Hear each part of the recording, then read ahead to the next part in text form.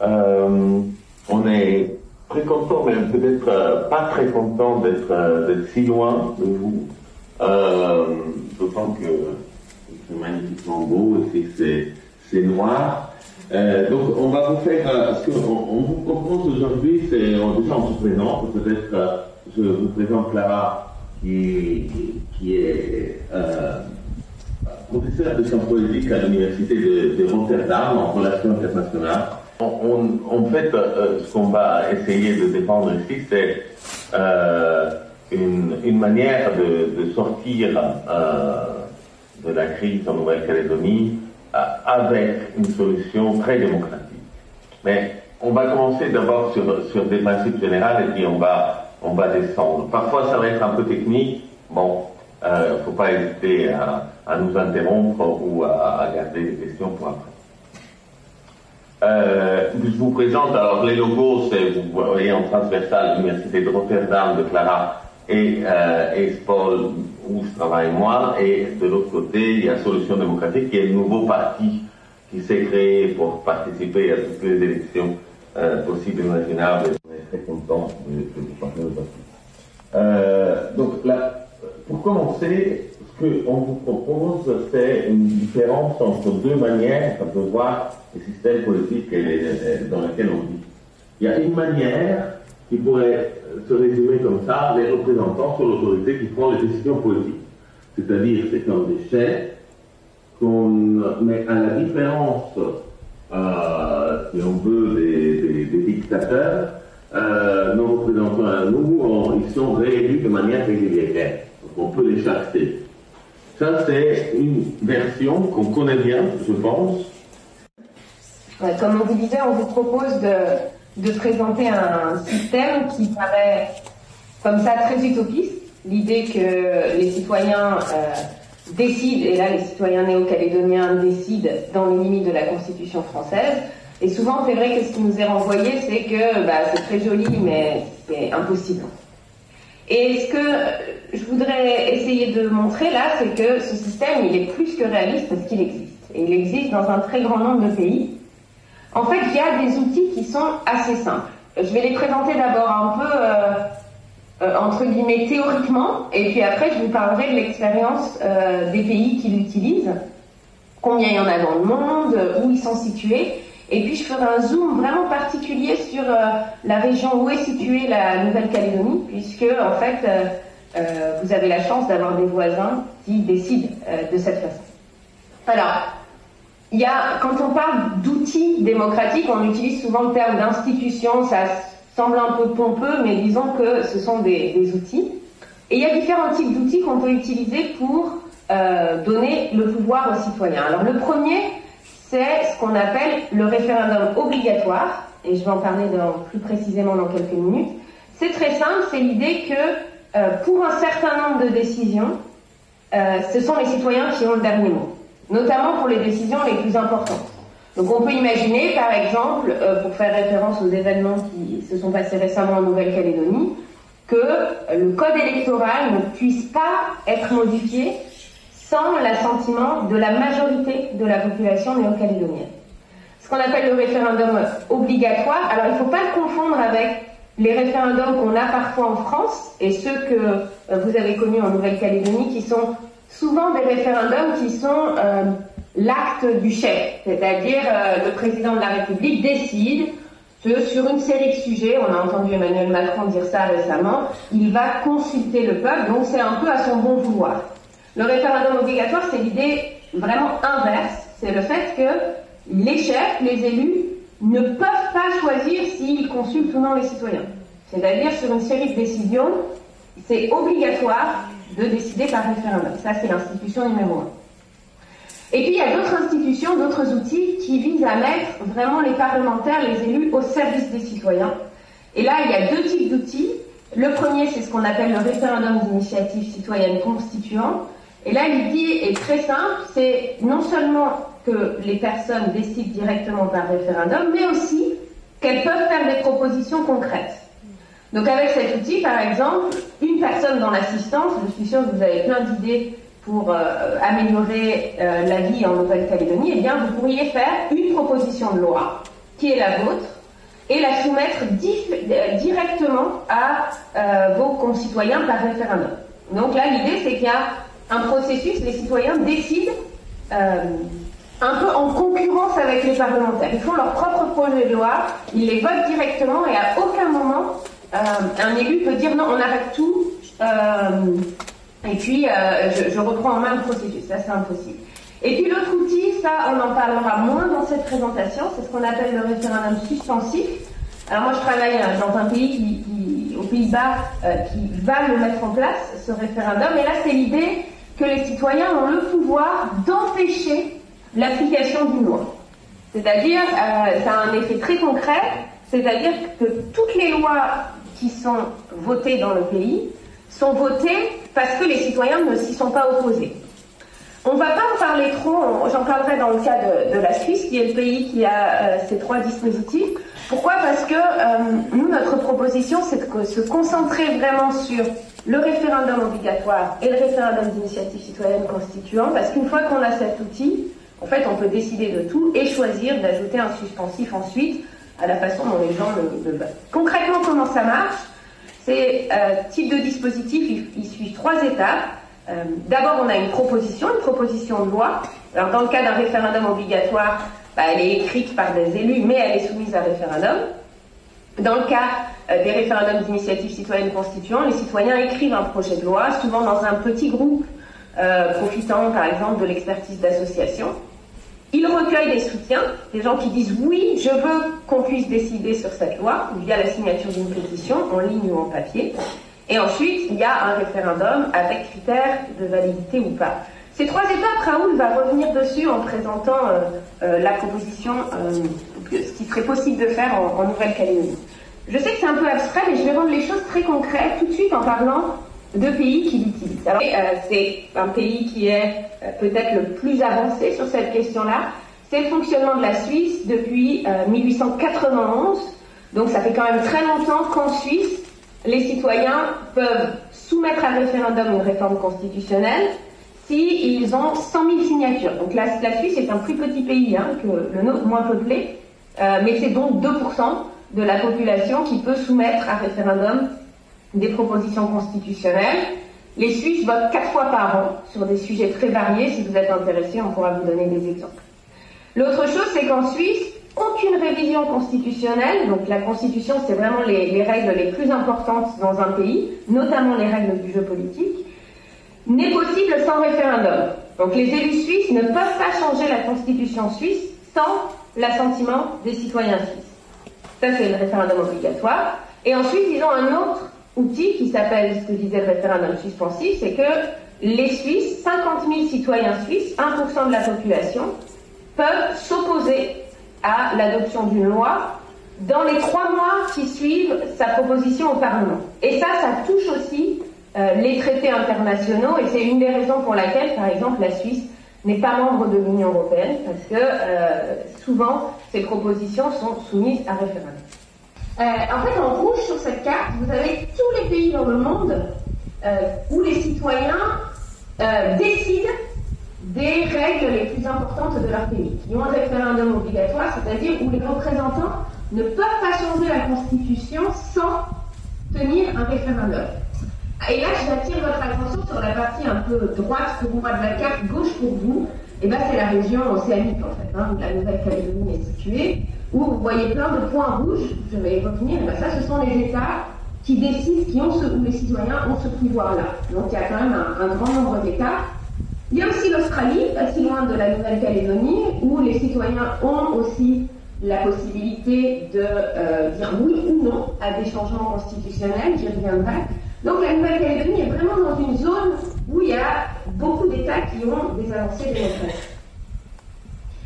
En comparaison, je parlais de la possibilité pour les citoyens de proposer quelque chose, une loi constitutionnelle. Bon, voilà, vous voyez, la carte est moins peuplée, il y a moins de pays, mais quand même quelques-uns. Parfois des pays dans lesquels c'est très difficile de le faire, si difficile de le faire qu'il n'y a aucun référendum qui s'est tenu. Je pense par exemple aux Philippines, mais aussi au Kenya.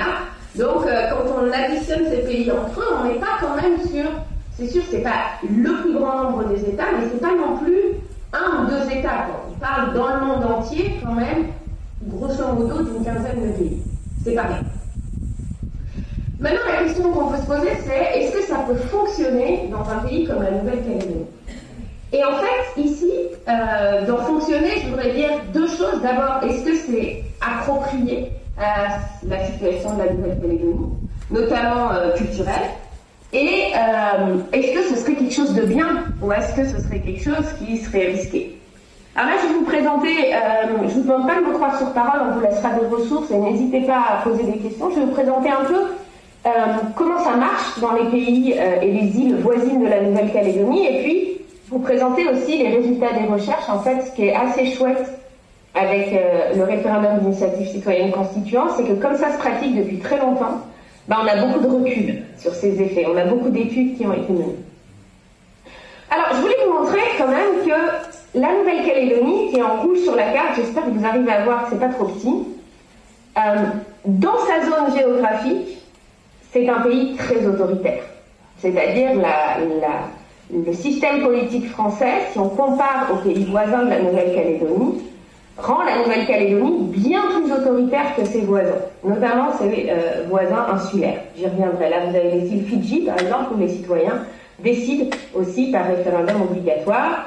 L'Australie, dont je parlais, il n'y a pas l'initiative citoyenne, mais le référendum obligatoire. Vous avez peut-être entendu parler l'année dernière d'une votation qui a eu lieu en Australie et qui visait à mettre en place un conseil consultatif représentant les populations indigènes et aborigènes d'Australie. Et ce serait un conseil qui viserait à être consulté obligatoirement sur tous les sujets qui relèvent des coutumes, accès à la terre, traditions de ces peuples-là. On y reviendra. J'ai pas mis en vert dans la carte la Nouvelle-Zélande, qui est aussi un pays pas si loin de la Nouvelle-Calédonie, en tout cas moins loin que la France, où aussi là, les citoyens n'ont pas nécessairement ces droits de référendum obligatoire, mais qui est un pays aussi très avancé en termes de protection des droits et depuis très longtemps. Les pays qui disposent de cet outil ont une plus forte protection des droits politiques et civiques, notamment des minorités. On y reviendra là-dessus, c'est-à-dire c'est des pays qui sont très protecteurs des droits de leurs minorités, notamment dans leur zone géographique. Souvent on compare par zone géographique parce que les régions changent en fonction les régions et les continents sont divers.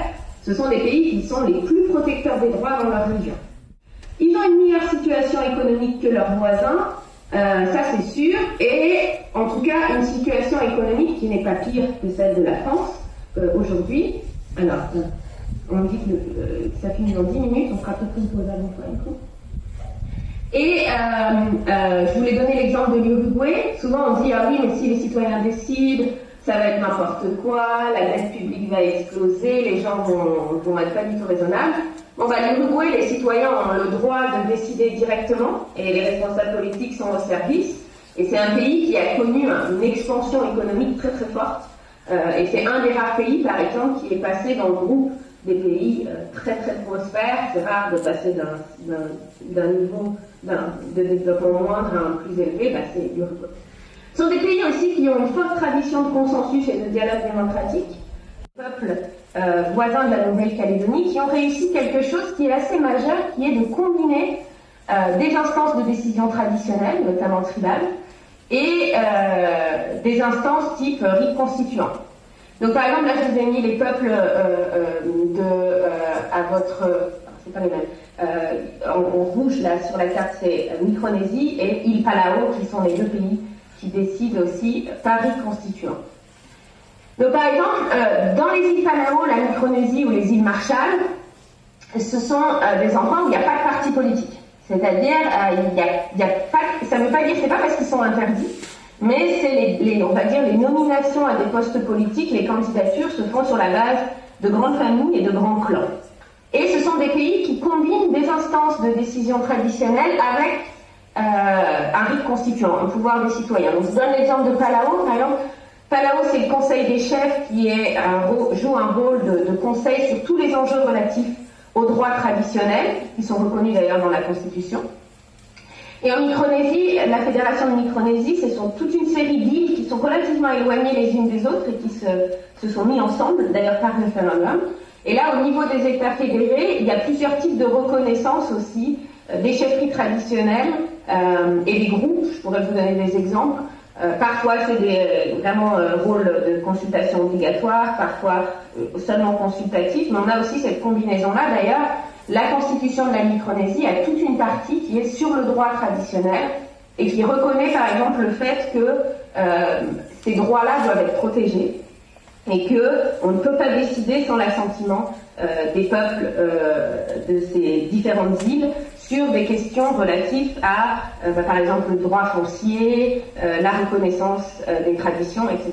Et les îles Marshall, vous avez peut-être entendu parler du Conseil d'Iroy, qui lui a un pouvoir qui est obligatoire, c'est-à-dire il évalue toutes les législations qui affectent les pratiques traditionnelles et les droits fonciers. Le Conseil d'Iroy, c'est un conseil qui représente les chefs traditionnels des États composant les îles Marshall. Pour finir, peut-être pour vous donner un peu envie, voici sur quoi vos voisins ont voté l'année dernière. Donc on voit un peu une combinaison d'enjeux qui sont relatifs qui concernent ces îles en particulier. Donc la Micronésie a voté la possibilité d'avoir une double nationalité, puisqu'on a beaucoup de Micronésiens qui habitent aux États-Unis, c'était interdit avant. Ils ont inscrit dans la Constitution le droit à un environnement sain, et ça a beaucoup d'impact, notamment sur l'interdiction de certaines pratiques de pêche intensive.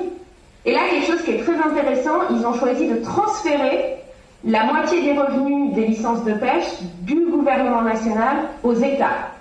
Donc c'est comme si, par exemple, les communes en Nouvelle-Calédonie obtenaient des ressources financières supplémentaires à la place de la région en général. Et aux îles Marshall, je vous l'ai dit, proposition d'augmenter le nombre de représentants au Conseil d'Iroy, le Conseil des chefs traditionnels, et ils ont aussi décidé sur le fait d'augmenter le pouvoir d'une cour spéciale, qui est la Cour des droits traditionnels, pour évaluer ce qu'on appelle le droit foncier, c'est-à-dire est-ce que c'est légal de construire certaines habitations dans certains territoires qui relèvent de la propriété des groupes tribaux.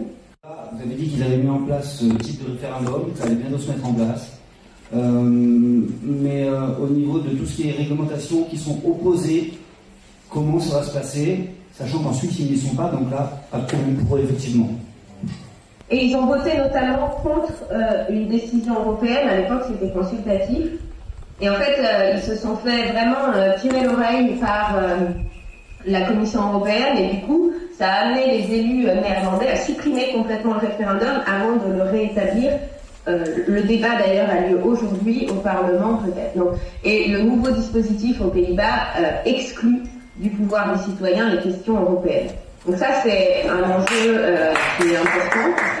Les Pays-Bas c'est peut-être pas le meilleur exemple. Je prendrai l'exemple de pays comme l'Irlande ou le Danemark où les citoyens peuvent s'opposer à l'adoption d'un traité européen par le référendum obligatoire. Donc vous savez peut-être que les Irlandais ont voté plusieurs fois sur le traité de Lisbonne. Pourquoi? Parce qu'ils n'étaient pas satisfaits. Donc ils ont dit non.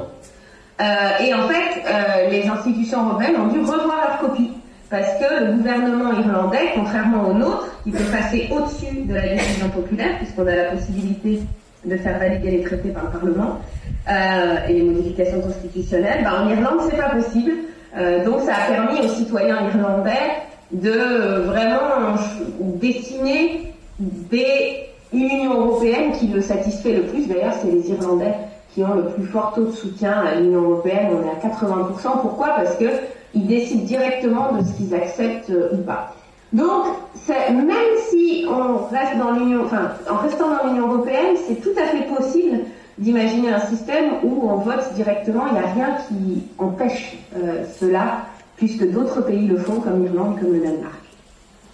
Dites, c'est dans le cadre où on met de côté la question de l'indépendance. Or, la question de l'indépendance, elle est à la base de ce qui se passe actuellement ici. Donc, voilà, ça m'étonne. Et la deuxième question, c'est par rapport à l'Australie. Il me semble bien que, justement, vous avez évoqué une votation qui était destinée à protéger mieux les minorités. Et si je ne me trompe pas, cette votation et a abouti sur un refus. Donc ça veut dire que les minorités, elles, comment elles font pour se faire entendre, puisque justement elles sont minoritaires, d'autant plus qu'elles ont été complètement massacrées au moment de la colonisation des Australiens. Voilà, donc ça ne me semble pas, là, dans ce cas-là, un système qui montre qu'on est dans quelque chose de souhaitable et d'équitable.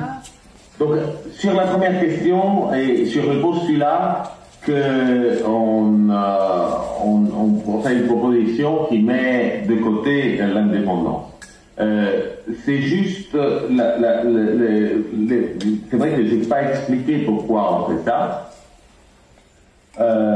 La raison de base, c'est que si l'indépendance est faite, ce système est encore plus facile à faire. C'est-à-dire que avoir un référendum d'initiative constituante, dès lors que la Nouvelle-Calédonie se dote de sa propre constitution indépendante, ça dépend de vous après, mais si il y a un large mouvement pour l'avoir, c'est facile à faire. Il y a des constitutions qui l'ont, comme l'a dit Clara, et donc c'est très facile aussi de s'inspirer des exemples qu'il y a déjà. Ce qui est plus compliqué, c'est de s'imaginer une situation dans laquelle la Nouvelle-Calédonie est dans la France et pour autant elle arrive à décider des questions fondamentales. Ça, c'est un peu plus complexe et c'est pour ça qu'on a axé la conférence là-dessus.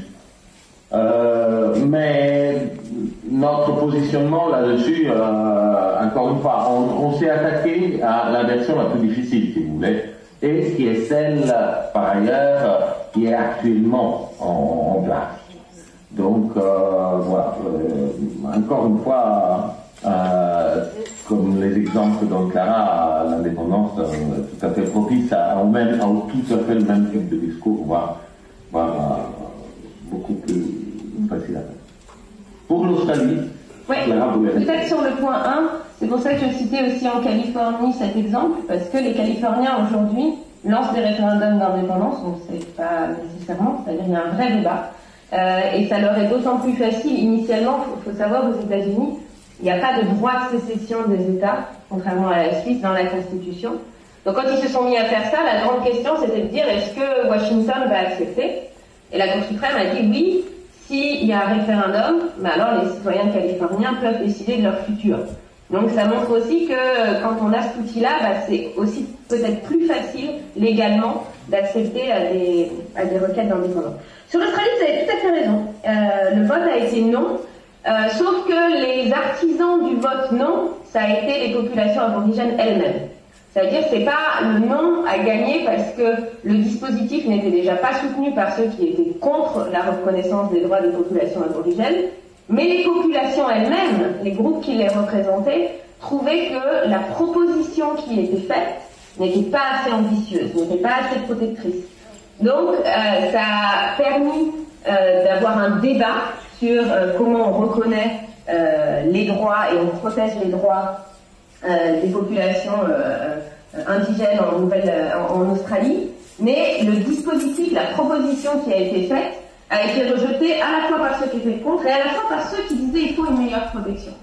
Ça arrive assez fréquemment quand même. Dans les pays qui ont un référendum obligatoire, comme les propositions sont faites par les représentants, parfois il faut plusieurs référendums pour trouver la bonne formule. Aussi parce que, comme je le disais, c'est pour ça que j'ai mis un peu en contraste l'Australie et la Micronésie, les îles Palau, etc.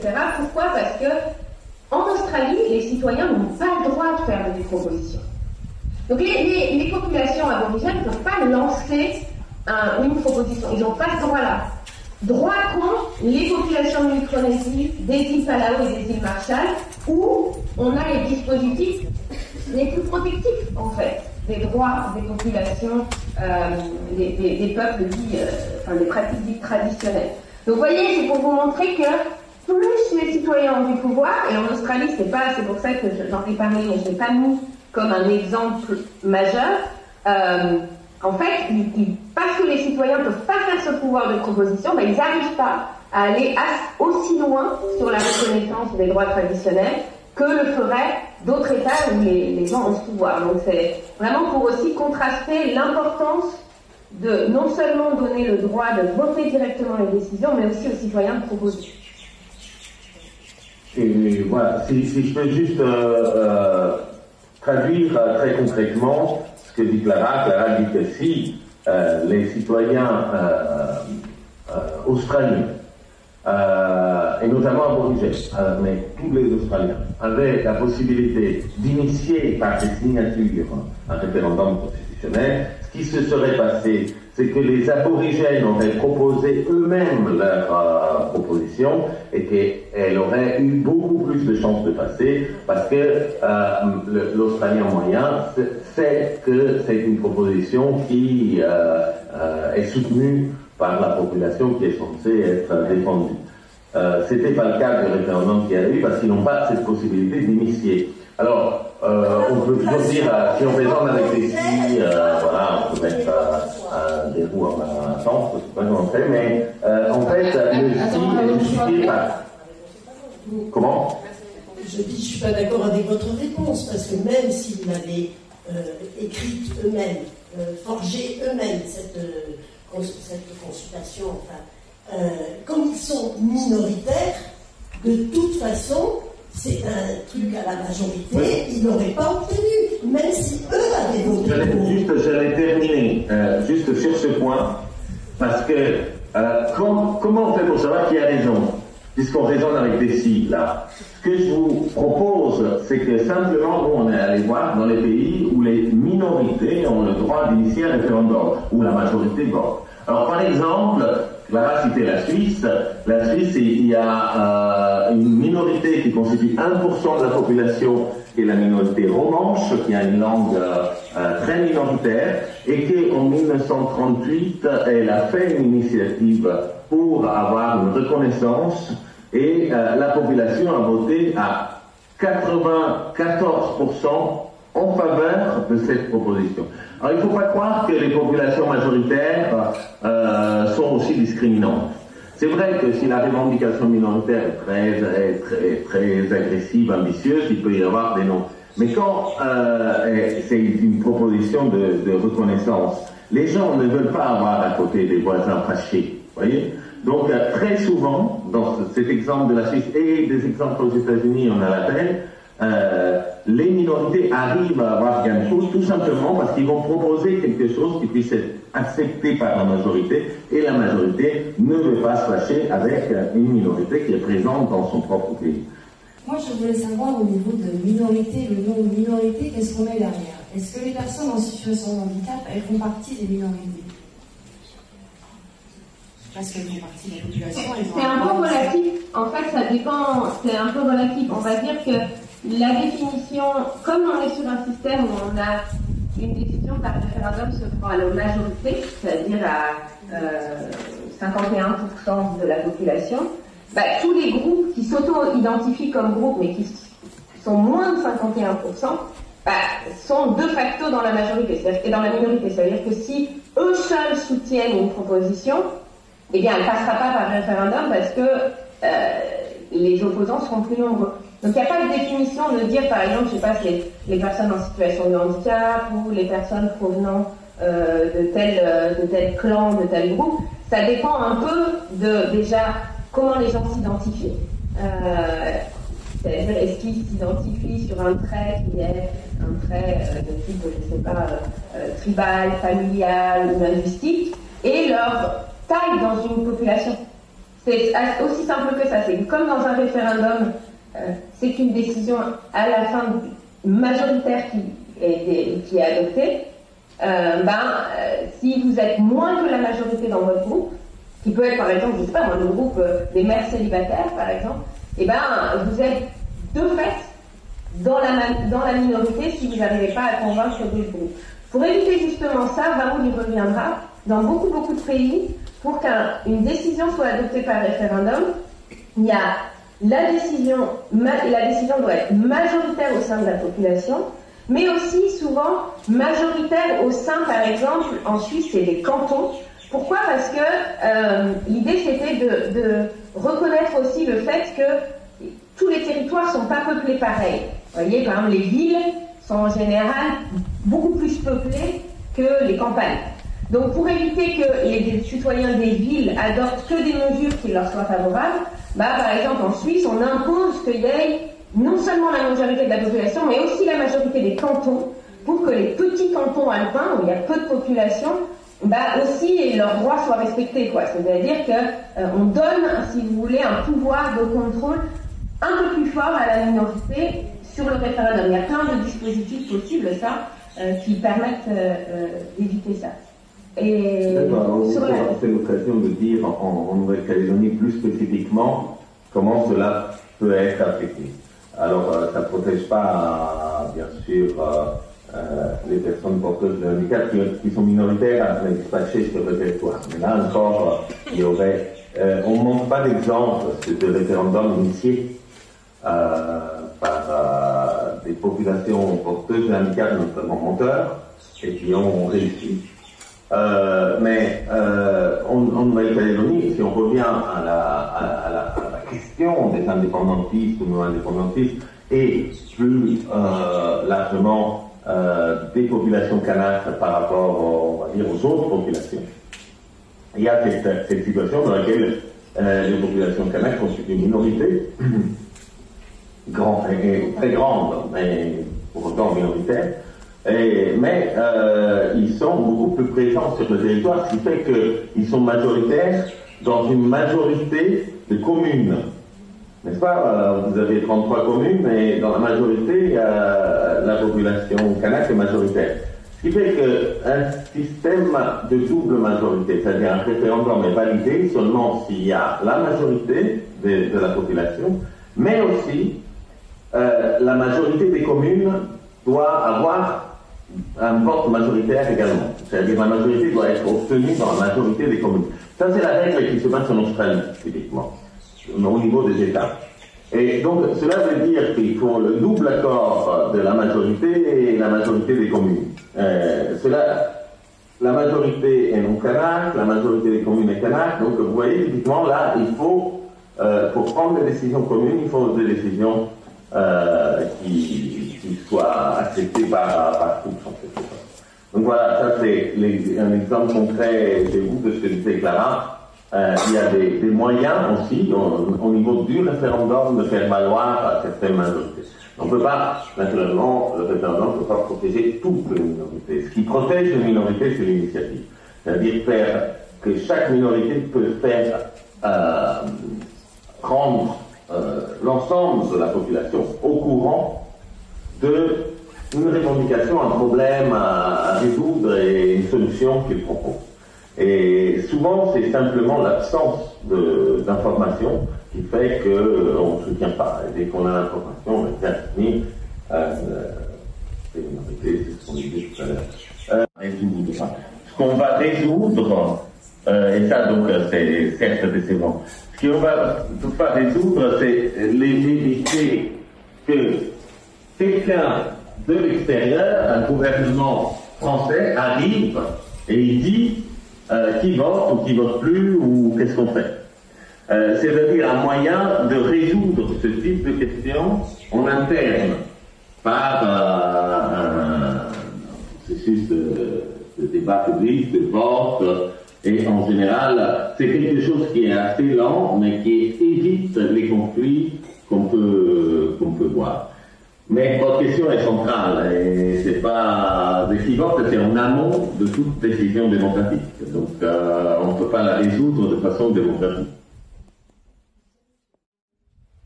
Pour faire la façon de voir la chose, c'est qu'il faudrait faire il faudrait que tout le monde s'unisse à un référendum pour trouver des solutions à l'avenir. Je sais pas, je vois comme ça la chose, c'est tout. Merci.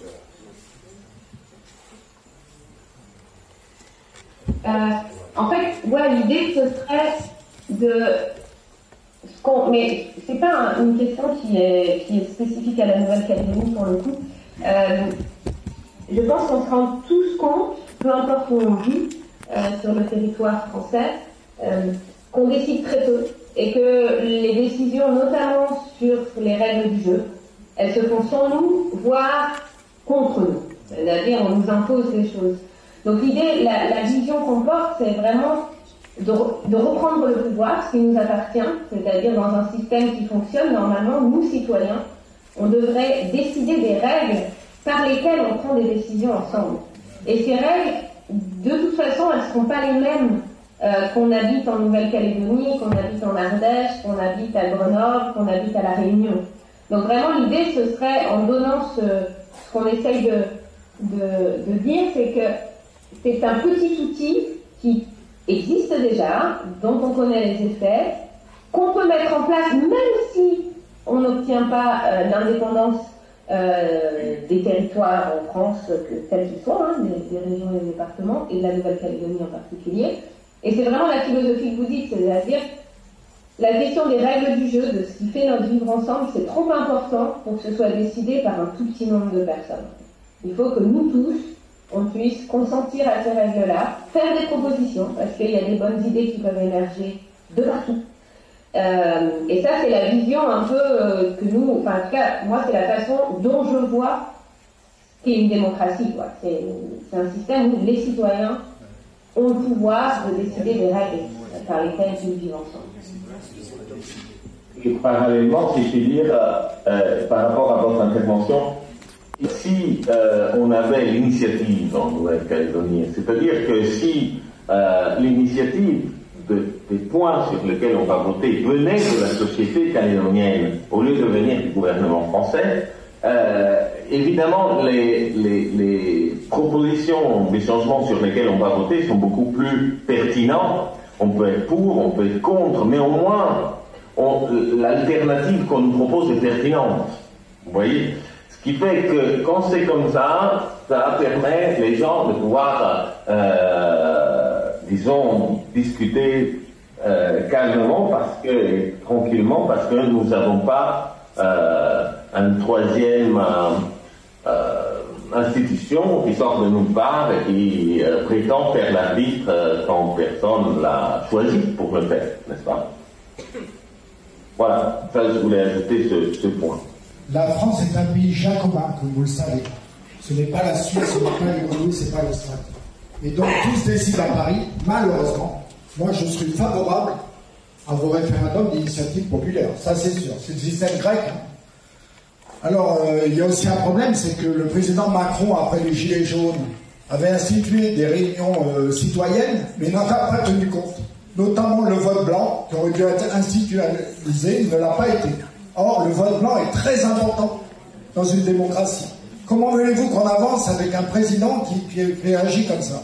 Et pour revenir à ce que disait la dame, on n'a pas de statut actuellement en Nouvelle-Calédonie. Il nous faut un statut définitif. Ça fait 40 ans qu'on nous banane avec des référendums. Nous, on veut plus de ça des citoyens. On veut une solution définitive, que le peuple décide de ce qu'il veut. Merci. Sinon, c'est très intéressant ce que vous proposez. C'est utopique. Est-ce qu'on peut produire ce changement en France sans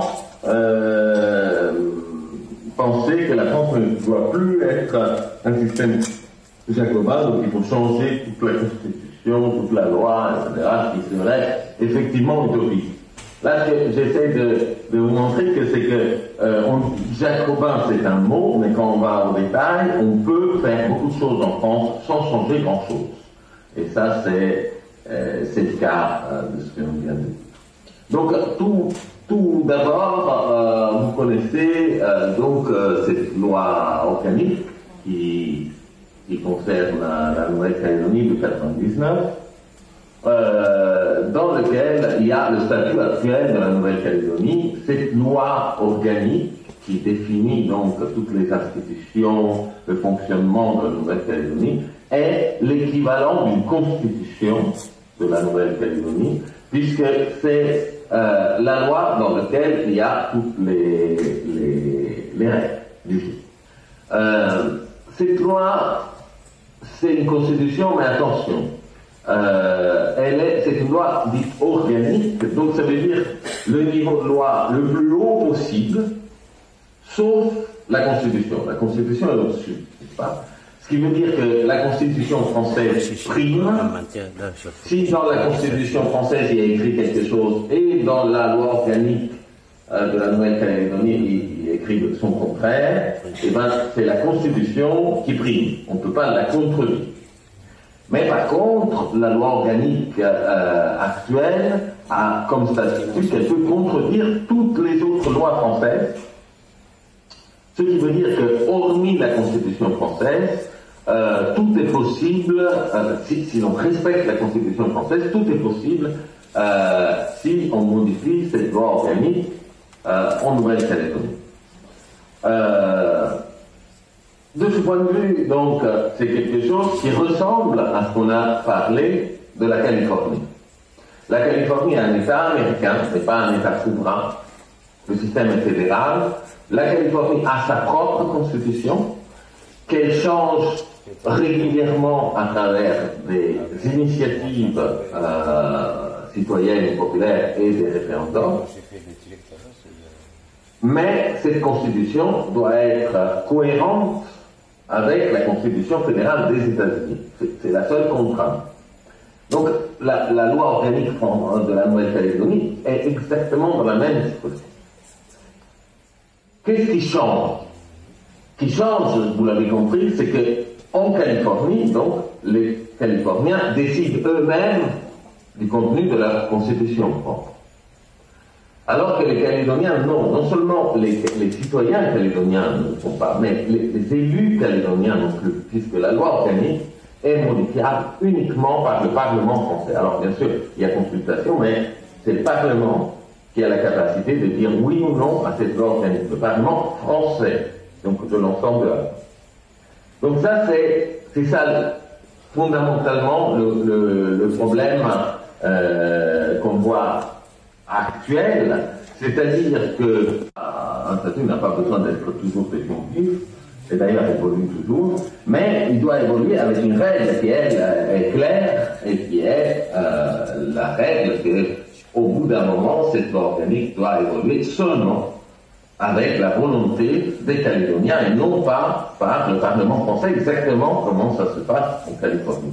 Alors on pourrait dire, oui, les États-Unis c'est fédéral et pas la France. Mais il faut faire attention à ce point, c'est que le statut de la Nouvelle-Calédonie rend la France un système fédéral. C'est-à-dire la France est fédérale par rapport à la Nouvelle-Calédonie. C'est-à-dire que la Nouvelle-Calédonie a la capacité de faire la loi, en fait, et de se substituer à la loi française. Donc ça, c'est l'entrée dans un système fédéral. Voilà pourquoi la France est appelée aujourd'hui non plus un pays centralisé, mais un pays régionalisé, simplement parce que la Nouvelle-Calédonie existe. Parce que si on prend que la France métropolitaine, c'est sûr que c'est centralisé. Donc l'idée, c'est de dire comment rapprocher légalement cette situation actuelle avec cette loi organique et qui est en cours de discussion, n'est-ce pas? Parce que, comme l'a dit monsieur, et vous le savez, c'est quelque chose qui est transitoire, c'est-à-dire ces limitations n'empêchent pas à la Nouvelle-Calédonie de prendre la compétence de pouvoir elle-même modifier la loi organique, okay? Donc sa propre constitution. Ça, c'est possible dans le droit français, c'est très important. Alors, exemple, je vais vous donner des exemples. Dans la loi organique, l'article 73, indique que l'initiative des lois du pays, donc de la Nouvelle-Calédonie, l'initiative des lois du pays et des délibérations appartiennent concurremment au gouvernement et aux membres du Congrès. Là, c'est possible de la modifier. Vous voyez, c'est pas très compliqué de dire l'initiative du pays et des délibérations appartient concurremment au gouvernement, aux membres du Congrès et à 10 000 citoyens calédoniens. C'est un ajout modeste. Un deuxième exemple, et là, introduit l'initiative citoyenne. Ok? Attendez, j'y arrive. L'article 83, je vous ai fait un autre exemple concernant la question de qui a le dernier mot dans le système de Nouvelle-Calédonie. Ici, c'est le Congrès. on pourrait imaginer que le dernier mot soit donné aux citoyens calédoniens. C'est des exemples de modifications qui peuvent être faites, mais le plus important, il n'y en a qu'un, c'est la modification de cet article de loi, de façon à ce que, pour le futur, cette loi organique ne pourra être changée que par référendum au sein de la Nouvelle-Calédonie. Vous voyez, je l'ai mis ici dans la partie transitoire, l'article 234. L'idée de, à partir de la promulgation de la présente loi organique qui est décidée par le Parlement, celle-ci sera considérée comme une loi du pays. Et ça, c'est important, de la considérer, cette loi organique, donc comme une loi calédonienne. Ce qui veut dire que seulement la Nouvelle-Calédonie va déterminer son contenu, pas la France. Et ça, c'est possible parce que cette loi organique n'est pas dans les compétences qui doivent être absolument données à l'État central, selon la Constitution. Donc, en fait, en faisant comme ça, il suffit de changer en réalité un seul article, celui-là, même si le reste du statut a des défauts, il suffit de changer un article pour que les citoyens calédoniens puissent à l'avenir proposer des changements de ce statut et que l'État central, s'il veut changer quelque chose, il est obligé de faire voter les Calédoniens. On ne peut pas, l'État central ne peut pas changer quelque chose de façon unilatérale comme aujourd'hui. Voilà. Il y a un dernier problème à avoir, et si on veut, c'est toujours le problème du jacobinisme, c'est qui peut introduire ce changement dont je suis en train de parler. Eh bien, c'est très simple. Aujourd'hui, les Calédoniens ne peuvent pas le faire. C'est pour ça que c'est le changement le plus important. Ça, c'est la seule option. Et donc, il reste une dernière question sur laquelle on va discuter et sur laquelle je vais terminer. C'est comment convaincre le Parlement ou le président français à produire ce changement.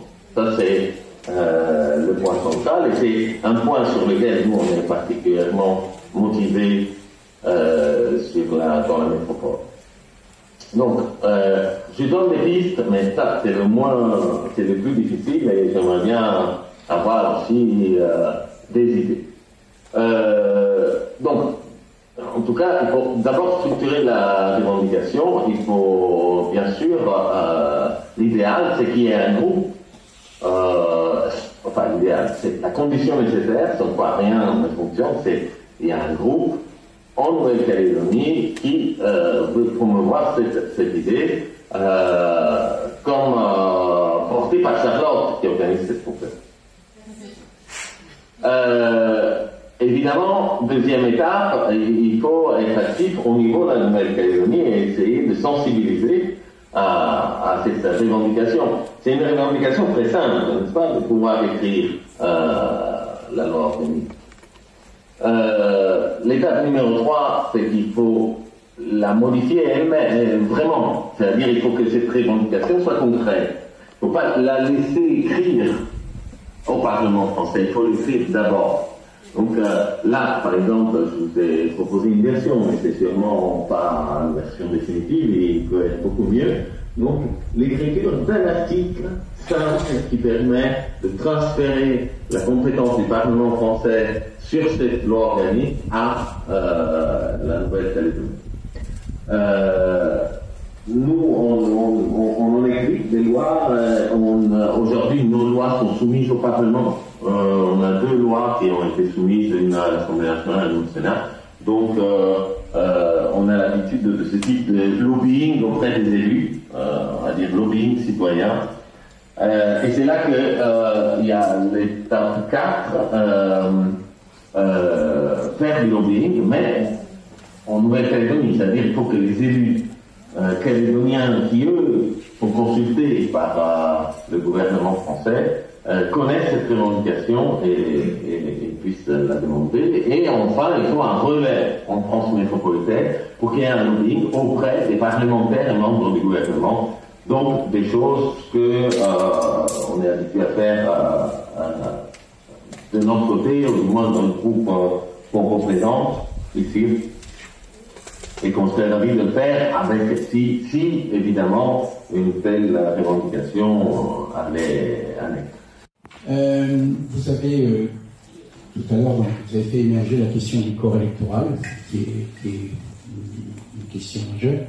Nous sommes un certain nombre de personnes sur le territoire, en Nouvelle-Calédonie, à travailler sur le tirage au sort et de désigner une assemblée citoyenne autonome par tirage au sort qui permettrait donc déjà d'initier un certain nombre de projets dont la concertation la plus grande et qui puisse, on parle de tirage au sort de 1100 personnes sur l'ensemble du territoire pour proposer un projet et qui s'appuie bien évidemment sur ces personnes-là ne seraient pas isolées, s'appuieraient sur leur famille, leurs amis, etc.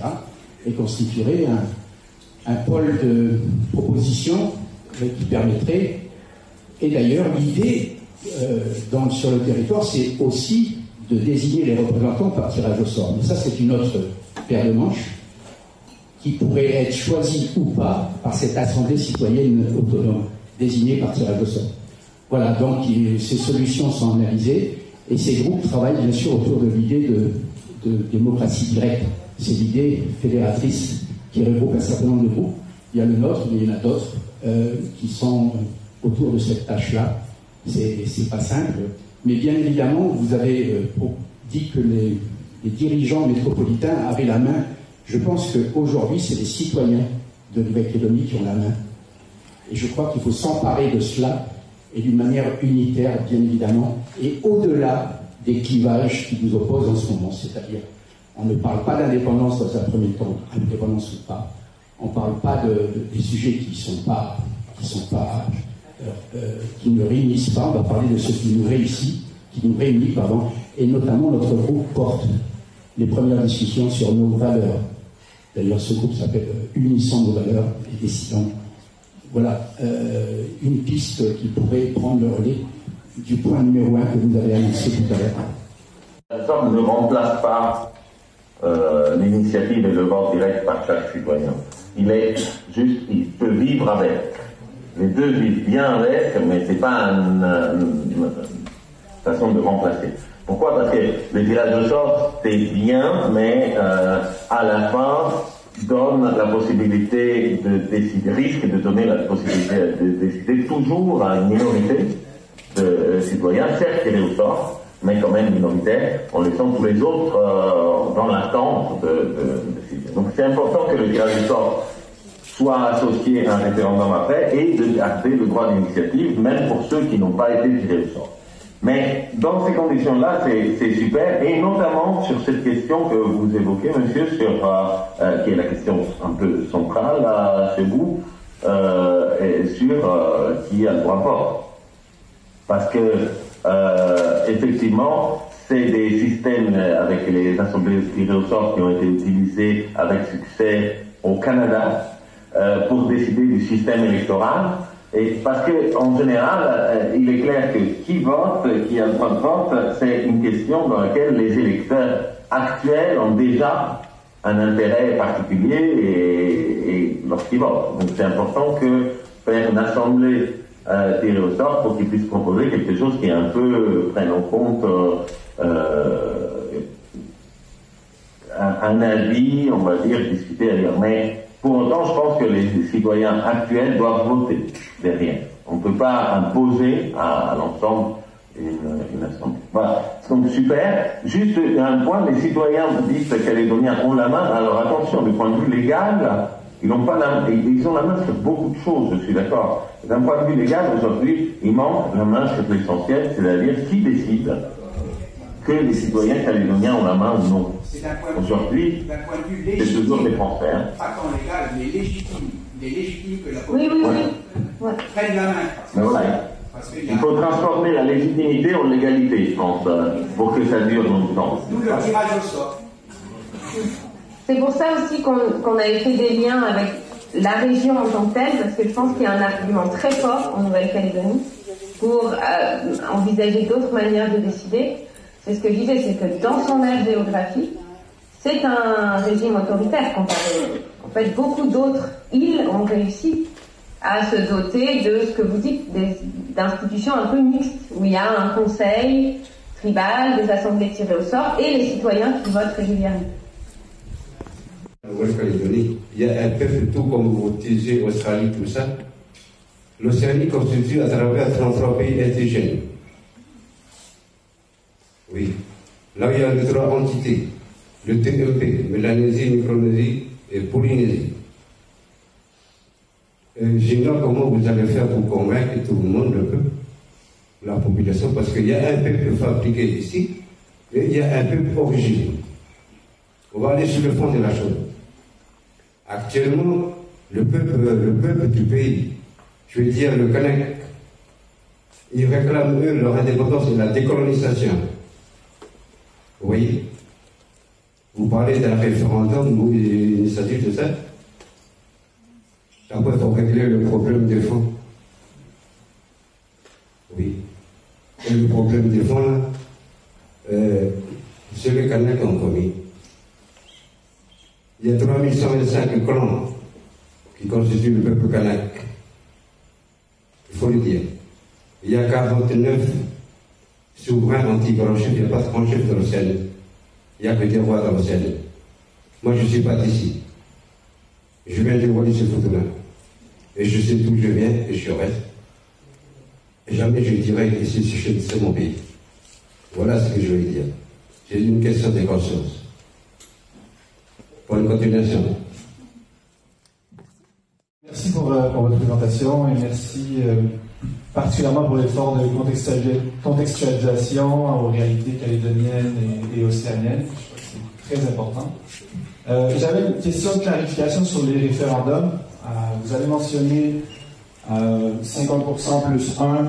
Vous avez mentionné les doubles validations des référendums. Je voulais savoir s'il y avait des exemples dans la quinzaine de pays qui avaient adopté des référendums où on pose des questions qui ne sont pas nécessairement binaires aux citoyens, ça ne répond pas que par oui ou par non, que par pour ou contre, mais qu'il y ait 3, 4 choix où les gens peuvent choisir, parmi lesquels les gens peuvent choisir.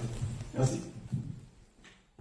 Alors sur les modalités de vote au référendum, il y a eu plusieurs propositions qui ont existé, puisque dans les pays qui ont la possibilité de décider directement, c'est souvent un enjeu qui revient de changer les règles aussi du référendum. Aujourd'hui, c'est que oui-non pour une raison simple, c'est parce que quand on ajoute d'autres options, ça donne beaucoup de pouvoir après, parce que si vous voulez, ceux qui valident et appliquent le résultat du référendum, ça reste le gouvernement. Et ça leur donne beaucoup de pouvoir pour créer une troisième option qui peut être un peu manipulatoire, qui fait objet de repoussoir. Donc comme ça, on est sûr, on divise par exemple le camp du oui entre deux groupes, et puis le résultat donne que c'est le non qui gagne, par exemple. Ou des règles d'agrégation qui sont décidées par après. Par exemple, je ne sais pas si vous avez une gradation, eh bien le gouvernement choisit comment il additionne cette gradation pour soutenir un peu, obtenir le résultat qui lui convient le mieux. C'est quelque chose qui est très important, c'est quand un référendum a lieu, c'est souvent que les élus sont pas favorables à la mesure. Parce que s'ils y avaient pensé, ils n'auraient pas laissé aller jusqu'au référendum, ils auraient vu le projet de loi et ils l'auraient adopté. Donc ce qui a été testé aujourd'hui et discuté n'a jamais été adopté par les populations qui ont ça, qui sont assez attachées au oui-non, parce que pour eux c'est lisible, quoi. Hein. On sait qui est pour, on sait qui est contre. Et attention, c'est pas sur, c'est souvent sur un projet de loi qui a fait l'objet d'une négociation préalable. C'est pas des oui-non comme on peut les connaître nous, où le projet est décidé en amont. Peut-être Raoult, tu le rajouteras ensuite après d'autres choses là-dessus. Théorique. Sur la phase d'information, alors il faut savoir que ces processus-là sont des processus très longs. Par exemple, j'en ai pas parlé, mais en Micronésie et dans les îles Palau, les citoyens, tous les 10 ans, ont une question qui leur est posée, qui est de dire voulez-vous changer la Constitution, même s'il n'y a pas de proposition. C'est-à-dire, il y a ce processus, voilà. Un référendum d'initiative citoyenne, en moyenne, c'est un processus qui prend bien plus d'une année. Donc on a le temps où les citoyens s'informent sur la proposition de loi. Une fois qu'elle obtient son nombre de signatures, là il y a ce qu'on appelle le temps de la campagne référendaire. qui dure en général 6 à 8 mois et qui permet d'avoir des débats très fréquents qui s'organisent. Alors il y a deux façons de voir cette période-là. Il y a des pays qui sont attachés à ce que ces débats aient lieu de façon décentralisée. Alors, les gens s'organisent comme ils veulent. Il y a plusieurs types d'informations. Il y a de l'information qui est fournie par ceux qui ont porté la mesure, le projet de loi, par ceux qui sont contre. Et puis il y a des pays comme l'État d'Oregon aux États-Unis et quelques pays en Suisse qui l'ont repris, qui mettent en place des commissions tirées au sort de citoyens qui sont chargés d'étudier la proposition, entendre des experts sur ce sujet et rédiger à l'égard des votants un petit argumentaire qui est, si vous voulez, l'argumentaire des citoyens qui initialement n'avaient pas d'avis sur la question et qui, après s'être forgé un avis, voilà ce qu'ils proposent comme argument. Mais ce qui est important, c'est qu'il y a plein de possibilités d'amélioration possibles et d'imaginer aussi peut-être quelque chose qui n'est pas mis en place aujourd'hui mais qui correspond à une situation ou un contexte local particulier. Mais ce qui est important, c'est que c'est des dispositifs qui se greffent mais qui ne sont pas des filtres. C'est-à-dire, ces assemblées-là, elles ne disent pas « Ah ben non, cette proposition, on la rejette parce qu'elle est mal pensée ». L'important, c'est vraiment de garder en tête que ces systèmes visent à ce que tout citoyen qui a une proposition et qui a assez de soutien puisse la défendre et la soumettre à référendum. Je pense que je rejoins le monsieur qui vient de Wallis sur un aspect qui est que je pense que seul le peuple kanak peut décider de comment il souhaite, à un moment, j'allais dire, aller au-delà de la colonisation, comment il souhaite se rétablir par rapport à cette colonisation qui a eu lieu. Ça, c'est un premier point. Alors, tout ce que je dis n'engage que moi-même, bien sûr. Alors, l'autre point, c'est que, au-delà de ça, je pense qu'effectivement, le territoire de Nouvelle-Calédonie est aujourd'hui peuplé de nombreuses communautés et que c'est en travaillant ensemble qu'on arrivera à lutter contre tous les risques que nous allons affronter. Il y a 70%, si je ne me trompe pas, 70% de la population mondiale qui vit dans une autocratie. Tout le monde connaît bien les risques climatiques. Et pour résister à tout ça, je pense qu'on se doit de travailler ensemble, sinon ça va être compliqué. Pour travailler ensemble, tous les outils que vous avez évoqués et d'autres ont été évoqués me paraissent tout à fait pertinents. J'y adhère moi-même, donc il n'y a pas de souci. La question que je me pose véritablement, c'est que tous ces outils reviennent à poser la question à des gens qui ont le pouvoir, savoir s'ils veulent s'en détacher, au moins en partie. Donc évidemment, c'est un peu une quadrature du cercle. Et vous l'avez évoqué d'ailleurs. Donc, ma question véritablement, c'est, avez-vous un regard sur des pays qui, partant d'un système autoritaire, sont arrivés à un système de type, on va dire, démocratie directe, avec tout un tas de communautés dedans, toutes-elles très très différentes. Quel a été le chemin qu'ils ont parcouru?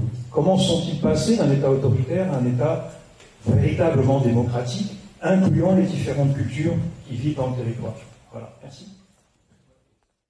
Les pays qui ont réussi à s'émanciper d'une tutelle autoritaire, c'est-à-dire souvent impériale, avec un pouvoir occupant, en mettant en place des institutions démocratiques qui donnent véritablement le pouvoir aux citoyens, souvent la dynamique qui a eu lieu, c'est une dynamique très insurrectionnelle, c'est-à-dire des gens qui ont réclamé des droits avec, ça ressemblait, par exemple, on voit les Suisses très apaisés, quand ils ont mis en place leur système de démocratie directe, ils étaient sur la place du village avec des fourches pour empaler les représentants impériaux. Donc on était sur quelque chose de très, on va dire, c'était difficile de leur dire non, lâchez le pouvoir, comme vous dites, c'est dur.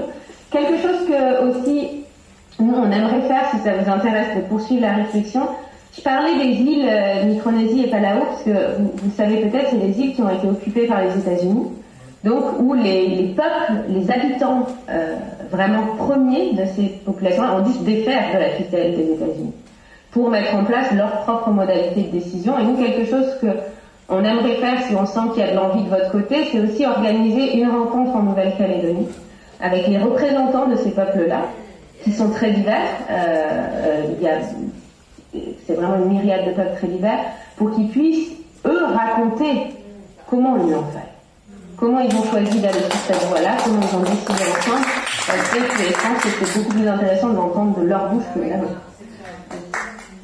Je vois que ça marche. On avait pensé, il nous faut 1 an pour organiser ça, mais s'il y a suffisamment d'enthousiasme, ça sera super de faire ça. Juste, Clara a insisté sur l'affaire insurrectionnelle qui est sympa, mais il y a toujours l'histoire de nos systèmes, c'est une histoire de comment ça se fait que des gens qui ont le pouvoir l'ont lâché. Et c'est pas seulement dans les États qui ont la démocratie directe qu'on a étudié, mais aussi d'autres choses. Parce que ne serait-ce que la représentation, le fait que tout le monde puisse voter, incluant les pauvres et les femmes, qui n'étaient pas votants au début, ben c'est quelque chose de très curieux, comment cela arrive alors que les représentants et les votants appartiennent pas à ces catégories-là. Donc c'est arrivé, donc c'est pas quelque chose de rare que les représentants finissent par lâcher. Mais il faut des conditions particulières sur lesquelles on a travaillé. Peut-être c'est l'objet d'une conférence entière, mais ou alors d'une réunion, d'une discussion dans un café. Mais il y a quand même pas mal de conditions pour ça, et je n'exclus pas que d'ailleurs la France soit dans les prochains temps, il y a des conditions qui soient réunies, pas toutes malheureusement, parce que c'est plus facile dans un petit pays à côté des gros que dans un gros pays. Mais en Nouvelle-Calédonie, typiquement, par exemple, c'est très bien. Quand vous parliez tout à l'heure on prépare un référendum et puis on va débattre. Il faut que les gens sachent, comme on dit, le consentement éclairé. On sait bien qu'aujourd'hui, dans les médias qu'on a, c'est, comment on dit, bullshit, pour pas dire quelque chose. On n'a pas de consentement éclairé. On l'a vécu en France, pour ceux qui sont dans la salle, peut-être s'en souviennent. En 2005, la France a voté au référendum. Et vous le savez aussi. En 2008, ils nous l'ont imposé par traité parlementaire. Donc, effectivement, on s'est fait avoir. Les Irlandais, il y a une campagne montée, ils ont revoté. Parce qu'ils n'ont pas voté comme il fallait. On les a fait revoter. Finalement, le traité de Lisbonne, ils l'ont. Donc pour moi, tout ça, c'est un plafond de verre. Je ne mets pas en doute toute votre analyse, tout ça, c'est parfait. Moi, ça me convient bien, j'aimerais vraiment que ce soit le cas. Néanmoins, on est engagé aujourd'hui dans un truc qui fait que c'est au-dessus de la nation. Ça se passe. Alors, est-ce que vous y avez réfléchi sérieusement à ce niveau-là? Est-ce que vous avez plus que des exemples, des réponses concrètes? Alors, la question, elle peut être très très longue, ça pourrait mériter notre conférence, je pense. Et effectivement, c'est un peu au-delà de la Nouvelle-Calédonie, excusez-moi, mais bon, je reviens sur le fait de la nation. Pas à quelque chose de juridique, que l'Union européenne est supérieure aux constitutions nationales. C'est vraiment faux, ça. Tout le droit européen est construit sur le fait que les constitutions nationales sont au-dessus du droit européen. Mais le droit européen, toutefois, est supérieur à toutes les lois nationales. Donc, s'il y a une loi normale, elle doit se plier par rapport à l'ordre national. Mais la Constitution, elle, même s'il est écrit qu'elle respecte les traités, si un changement constitutionnel arrive, le juge est tenu de suivre sa Constitution et non pas la loi européenne. C'est pour cette raison d'ailleurs que toutes les fois qu'il y a un traité européen, en Irlande, ils le votent. Parce que en France, on peut voter, mais on peut aussi le faire passer par le Parlement.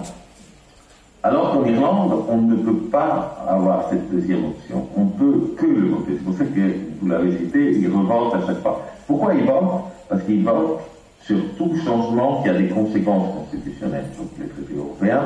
Et s'ils disent non, eh ben, ça veut dire que ça passe pas, parce que la Constitution prime. Vous voyez, si la Constitution ne primait pas, ils n'auraient pas besoin de voter. Parce que sinon, l'Union européenne s'appliquerait automatiquement, n'est-ce pas, la décision de l'Union européenne. Donc, c'est parce que les constitutions sont premières que les traités doivent être ratifiés par les parlements nationaux. Autrement, toutes les fois qu'ils sont en contradiction avec la Constitution, ça ne marche pas. Donc ça, c'est quand même un point important et un des points pour lequel il est très important que les décisions prises directement par les gens puisse avoir valeur constitutionnelle, comme Clara l'a raconté, comme il existe dans les îles Palau en Micronésie.